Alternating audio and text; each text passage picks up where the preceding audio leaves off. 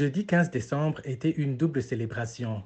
D'abord celle de la journée des droits de l'homme célébrée à travers le monde le 10 décembre, ensuite celle de la fin des 16 jours de lutte contre les violences faites aux femmes. Le vice-président de la République, Prosper Bazombanza, a alors affirmé que le gouvernement s'est beaucoup investi pour garantir le respect des droits humains et pour asseoir la paix en luttant contre la pauvreté.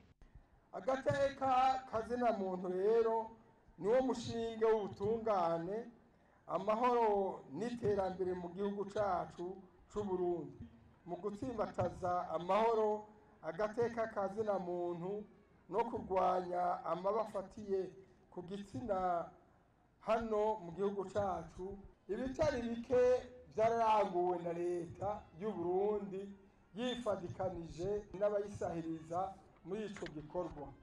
Ivyo bikorwa rero byashobotse kubera ubwira n'ubukerebutsi bw'inzego z'igihugu zijejwe agateka kazina muntu, leta mvyeyi, leta nkozi nayo ikaba iri ku kivi ngo umwene w'igihugu ave mu bukene butosekaza agateka kazina muntu ahari hose.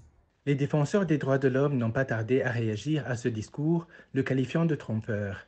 C'est le cas de la Ligue ITK. Selon Emmanuel Niwidi, chargé de la communication au sein de cette organisation, les rapports publiés par la Ligue et les autres organisations dans ce domaine montrent le contraire. En témoignent les chiffres accablants des victimes des crimes graves commis principalement par des agents du gouvernement. La Ligue burundaise des droits de l'homme, ITK, a appris hier, en suivant la déclaration du vice-président de la République du Burundi, Prosper Bazombanza, quand il a déclaré que la paix et les droits de l'homme sont une réalité au Burundi. Nous avons été étonnés d'apprendre tout ça parce que on voit que ces paroles ne reflètent pas la réalité du terrain.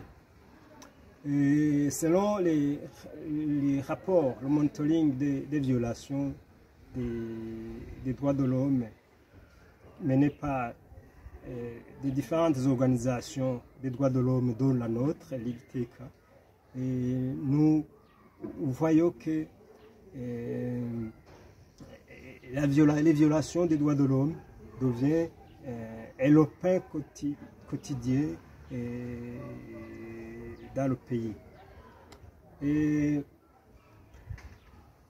en considérant les données du mois de novembre 2022, nous avons même remarqué, c'est en guise d'illustration, nous avons remarqué que 41 personnes ont été tuées et parmi les victimes, il y a eu 4 personnes exécutées extrajudiciairement par des agents de l'État.